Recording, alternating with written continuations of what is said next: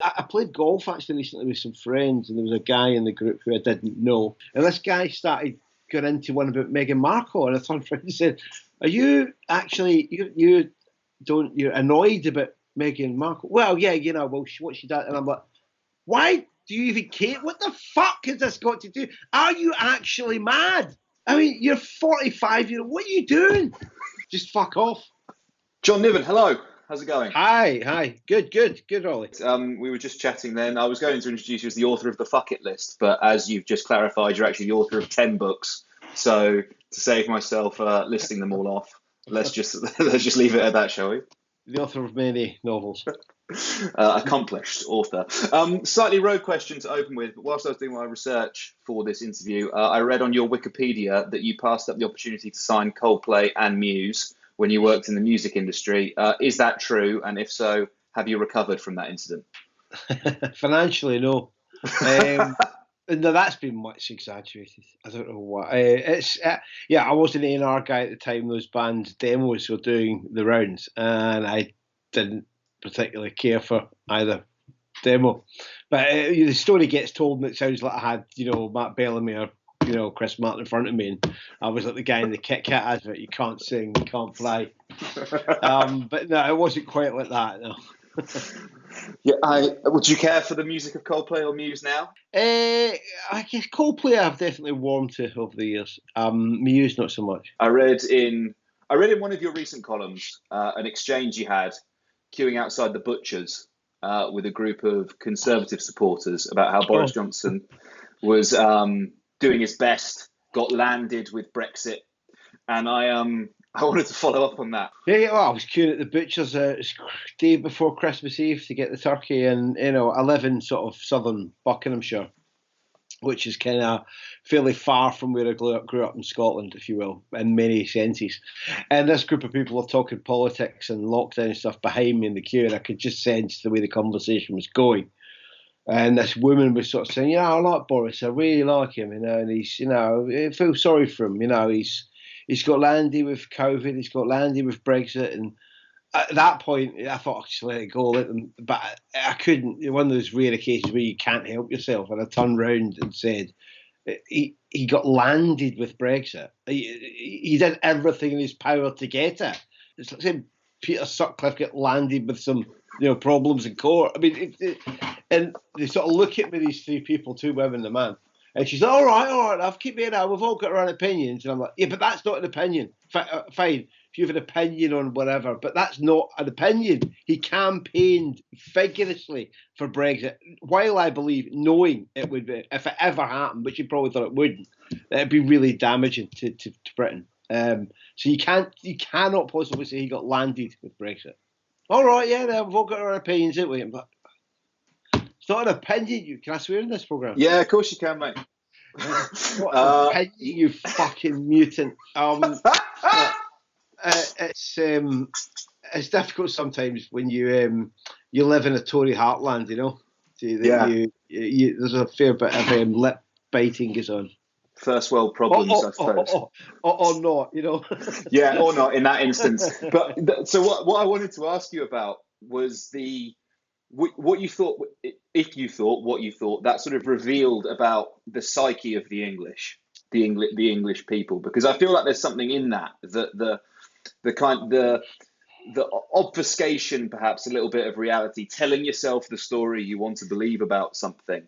I think it goes beyond Britain. I think it's a sort of global psyche now where you kind of believe what you want to believe. You've made your decision and you will fit all the kind of facts to fit that narrative, whether it's Trump or whether it's, you look at what's happening now in Texas where, Fox News are going hell for leather with wind turbines caused the Texas, environmental disaster. It's just, lunacy. You'll sledgehammer and chisel whatever facts are there to try and make it square with your worldview, And so there's a lot of people in England, I think, who've just decided they quite like Boris. They think he's a good laugh. They think he's an amiable buffoon at worst and a genuinely, Churchillian leader at the polar end and any amount of reality, I mean, in a way, it's a terrible thing to say. You know, God, so many lives been lost, and we've bungled it every step of the way. But something like COVID is a sort of gift in some ways to politicians because it almost falls under act of God, doesn't it?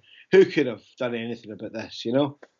And Yeah, it doesn't matter how often you point out, oh, look, we did this wrong, we did that, we've literally done it wrong at every step of the way. You look at New Zealand, and it's just no sale, it's just, no, it's, you know, it's a plague, a biblical plague that no one could possibly cope with. There's two aspects of that that are interesting to me. One is like doing your best isn't really the marker of prime ministerial success in my book. Like a participation medal when you're the leader of the country, it's not really the accolade they should be aiming for. You know, it should be like, oh well, he tried. No, like there's 100,000 people are dead, and then there's also, like you were saying there about sort of almost like an act of God.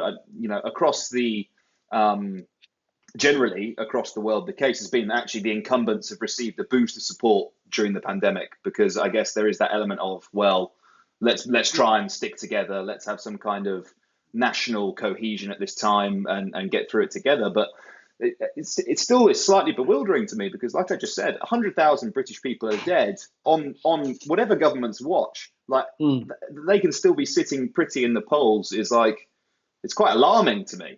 It's mystifying to me that they're still, you know, not hugely ahead, but ahead. That, you know, what do you have to do to fail now?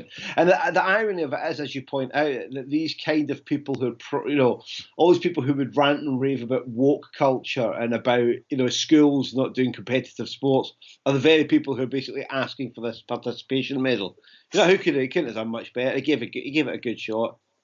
It's not good enough. I mean, at what point? But I think it's not a uniquely British problem. We've moved in the last half decade. We've moved way past accountability in public life. You know, where almost nothing matters now. Funnily enough, I was rereading Alan Clark's diaries recently, which are kind of from the bulk of them from the 1980s, and he's a minister in Thatcher's government, and he's talking there about kind of how difficult it is to get sacked and how much you can get away with. He says, except for, you know, really extreme financial scandals. And I think we're past that. It's interesting you mentioned that point there about sort of the put it in quotes woke, because I don't. First of all, as a term, I don't think it's very useful. I think it's basically actually just a confection, a figuration of sort of the right wing, the Tory press. No. I don't think it means anything. It's just a completely nebulous term. No, that's what I was going to say, because I interviewed Stuart Lee the other day, and he was talking about it in the context that he basically, his view is that it's basically a fabrication, that you know, just to try and sort of cloak sort of, you know, people who are progressive in this catch-all term, and then to try and suggest that they're a threat to free speech or to people's expression is kind of, well, in my view, patently ridiculous. Because if you look at where, you know, if we were talking about the press, well, the majority of it's right wing, who's been in government for the last 10 years, can you really make the point that, you know, like conservative voices are being siloed and repressed when really they sort of have their hands on the levers of power in the country at the moment? Yeah, it's a really sort of lame rebranding of the notion of PC that, you know, right-wing comedians, whether it was, you know, Jim Davidson in this country or Andrew Dice Clay, would sort of rail against PC-ness. And it's basically, I want to reserve the right to be able a complete fucking arsehole and be as offensive to anybody's alike and with no comeback. It's like, yeah, you know what, you're not going to do that. Fuck off. You know, it's you know, it's a completely specious term that I find really irritating. But we've been seeing in the debate in the UK is like people have been suggesting that, you know, there needs to be a foil or a UK Fox News. I'm talking about GB News. GB News, yeah. Yeah, this upcoming new TV news channel, and the reason I mention it is because they announced some new journalists that are joining their team today. Who have they announced? Tom Harwood from Guido Fawkes, Michelle Dewberry is joining as an anchor on a new primetime show 5 nights a week on GB News. Welcome, Michelle. Michelle Dewberry. Why did I know that name? Was she on some reality show? Yeah, I think she was reality show. I think, no, she stood for the Brexit Party. The Apprentice. Yes. Yeah. Yeah, just sort of out there in the sort of media space, floating around. Some would say a grifter. Yeah, I mean the whole the GB News spare me. I mean the mission statement openly said, we're going to follow the Fox News model of provocative, daring anchors. So we really need a whole channel of shit posting from these idiots masquerading as sort of news. It's just you despair. No, I was going to say I don't see how it's possible for that model to be replicated in the UK, because obviously we have Ofcom. Broadcast news is very heavily regulated about, and as Fox News should well know because they've been caught by Ofcom several times. I'm not really entirely sure how it's possible for them to replicate Well, Fox News this in is, that way. Murdoch tried to claim that they took Fox off in the UK because of low viewing figures, but the reality is they were running into trouble every other day with Ofcom, as well as the low viewing figures. So the way around that in the States, I guess, is they do have their newsy shows, but the vast majority of prime time is opinion. So this is just going to be but the opinion shows are much more heavily watched than the news shows, and I think that's the sort of way it'll go. And people just, again, because people don't want facts, they just want some mad spiel that kind of fits with their prejudices, and that's clearly what this is going to be. So my only hope is that it will very soon quickly run so afoul of Ofcom that it's just going to be more trouble than it's worth to keep it in the air. But because it's when you look at you read about some of the stories in America where people have Fox News has broken up family. People have lost relationships with parents, with siblings, because they just sit and get spoon-fed this diet of utter baloney and hatred, and enough of it seeps in. I think there's a lesson in that, particularly actually in the world we live in now, the media landscape we live in now. I think you can see that kind of rabbit holing, and because someone starts watching Fox News, they don't just immediately become like some kind of crank, right? It's a slow, gradual shift. And I think you can see that the same thing happening now is happening on YouTube, right? Whether it's like QAnon conspiracy theories, anti-vax stuff because of COVID, the whole anti-lockdown thing. People start on what might seem like fairly innocuous, maybe it's just slightly right of center political commentary. And then the next thing, full Nazi outfit with a fucking sheet in your head, yeah, man. Yeah, you do despair. It's part of the kind of the last half decade, the sort of putinization of the world, where the strategy is you get the top sort of 20-30%, the college educated people who are never going to buy your crap, who will read and think, read decent sources and think, and you get the bottom 30% who are just fucking lunatics who would have been the mob at the hangings back in the day. But you get that middle chunk in the middle, and the idea is to create so much churn and nonsense that a bunch of people in the middle end up throwing their hands up and go, well, these guys say that and these guys say that. How can you know? How do you know that's where they win, just chipping away in that middle ground. And something like GB News is just another way to do that, isn't it? And all these fucking animals like Julia Hartley-Brewer or whoever they'll end up having on it, they all just do it. Because there's money, it's lucrative to be any clapped out old fucking has-been who suddenly needs a few quid. It's, what, I'm suddenly virulently right wing. Anthea Turner the other day, shit posting about masks and COVID and fat people or whatever it was she was going on about. I'm like, who rattles her cage? Just clearly she hasn't had a job in years, and it's like, hey, you know what? You can become a Nazi. Become an online Nazi. It's a good revenue stream. Yeah, highly monetizable.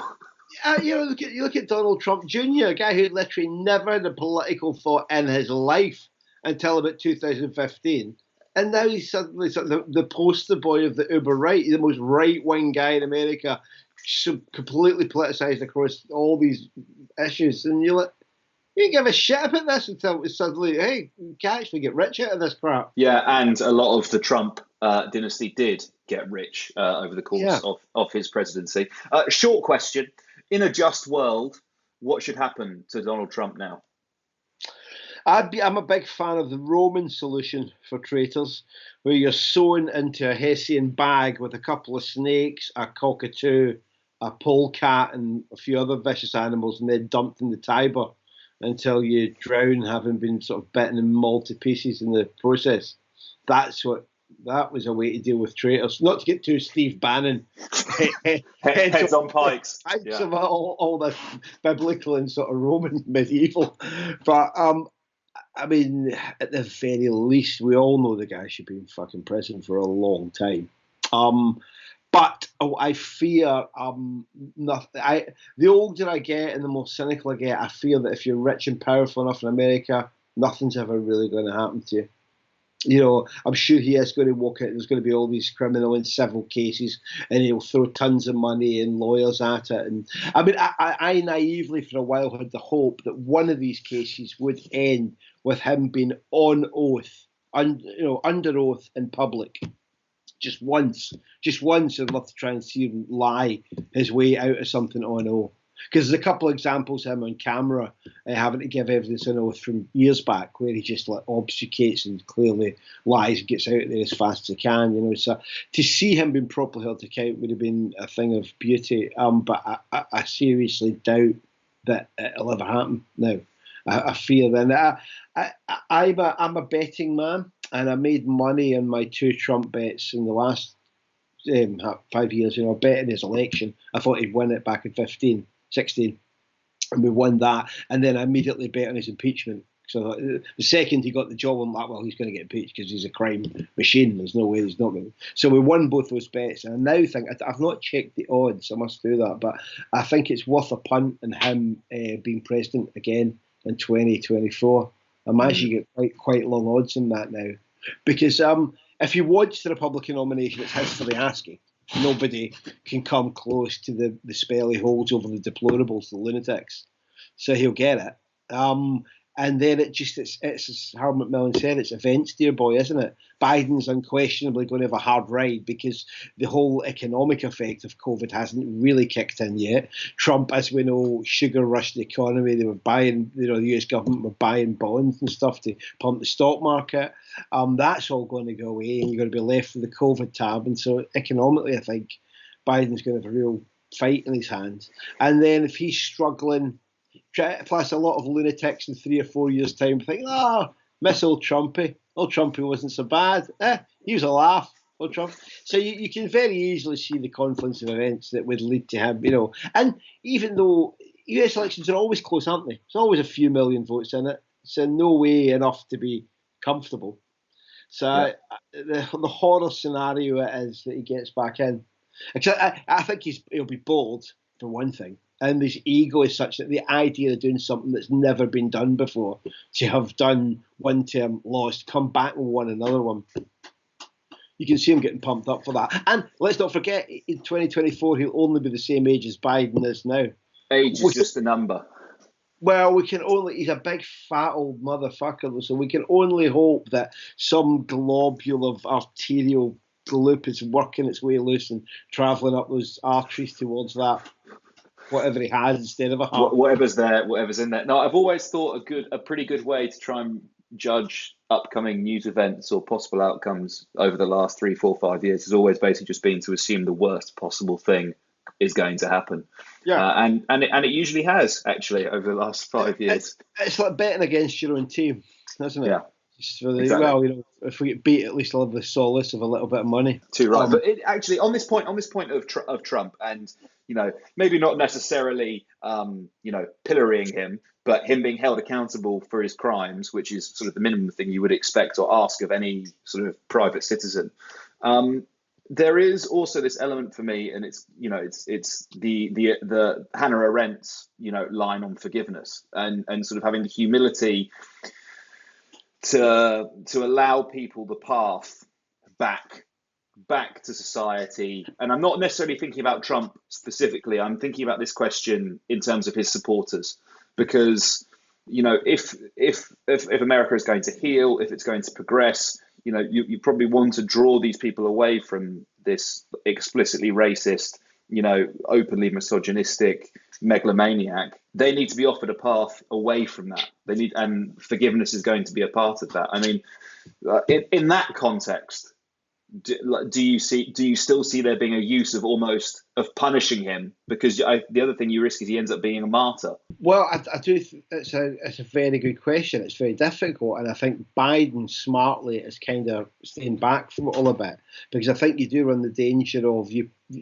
get into office and the first thing you do is persecute your opponents. You know, I don't personally think. I think you need to prosecute Trump. You know, because I think we only know the tip of the iceberg, probably half the insane, dodgy stuff that's going on with him and his family. But to answer the other part of the question, how do you build that bridge back, and how that's very difficult, because we come back to the decades of Fox News and Facebook and all this loop of disinformation and hatred. That's like, how do you have a conversation with a guy? I'd like to address the man in the Camp Auschwitz T-shirt with the noose. That's a tough guy to talk. I mean, those people have gone quite a way down the road when you're literally breaking into the Capitol with a noose and a Camp Auschwitz T-shirt. It's, quite hard to because what you're talking about is deprogramming. People who've been sucked into a cult on a massive scale and who've decided, that the utter lunacy they believe is as valid as some, empirically provable opinions. And I'm sure you saw that video a few weeks back of the mad couple trying to get their elderly father out of a hospital.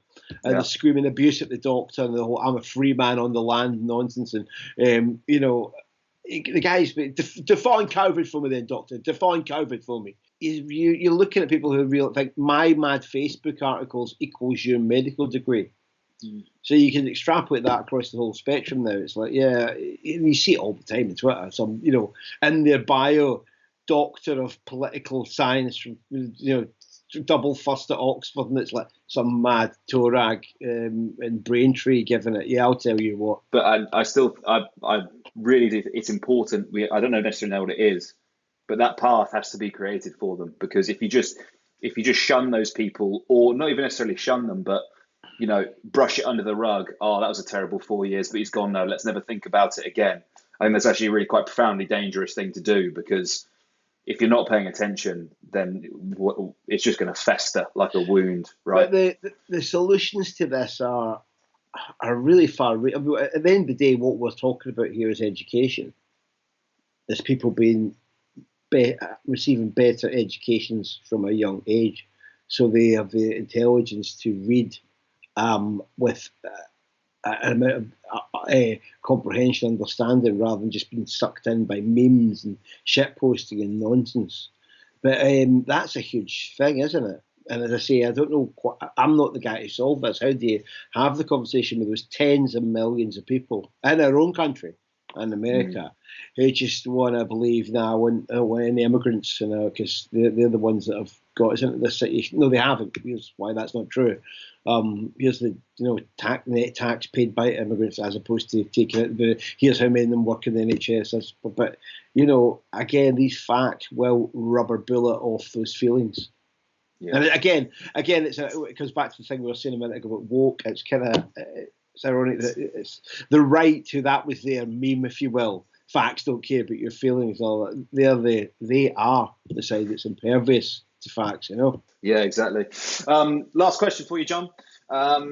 How many pages of tomorrow's Daily Mail do you think will be devoted to Harry and Meghan permanently stepping away from royal duties, as they announced earlier today? I'm sure it'll be a front cover, many page, multi-centerfold. Thank God that sort of young couple who are just trying to have a baby were railroaded out of royal life. And I played golf actually recently with some friends, and there was a guy in the group who I didn't know. And it sometimes happens in a golf course. You get saddled with, again, golf where I come from in Scotland is a very egalitarian sport. It's not, there's loads of good public courses. Everybody at my comprehensive school played. Your dad's played. It wasn't, a rich man's pastime. Obviously down here it is much more so. So sometimes down here in the golf course, as in general living in South Bucks, I'll find myself saddled with somebody whose politics leave a lot to be desired. And so I rarely meet these people in real life. I just sort of see them in the internet. And this guy started going into one about Meghan Markle, and I thought and said, "Are you actually you're annoyed about Meghan Markle?" Well, yeah, what she did, and I'm like, why? Do you even care? What the fuck has this got to do? Are you actually mad? You're standing here ranting and raving about some young, woman who's. I mean, you're 45. What are you doing? It's like, when people would attack Dirty Den in the street. Oh, fucking you leave our Angel alone. It's not real. It's not a real guy. It's fucking, what are you doing? This has nothing to do with blight. Shut up. I've never got like the fascination with the royal family. It's just always perplexed me. I don't get it. I don't know why people care so much. And I know why they care. I know why they care about her, but I meant the broader fascination with it. Yeah, it's where they managed to inject a nice strand of racism into a gratuitous interest in the lives of people they don't know. It's but again, that's why I say it's like a soap opera. It's somebody who just watches some mad crap on TV and says, "I'm going to have a really strong opinion on this." Are you mental? Why? Just fuck off. Can't you not? Just don't have an opinion on it. Just shut up. Yeah, absolutely. Brilliant place to leave it, John Niven. Just fuck off. Let's author of the Fuck It list. There's at least 5 copies behind you there, so I'll point to those. Oh yeah, there you go. Lovely, brilliant. And 9 other titles as well. 9 other fabulous books you can choose from. John Niven, thank you so much for your time. I really appreciate it. Thanks for having me, Ollie.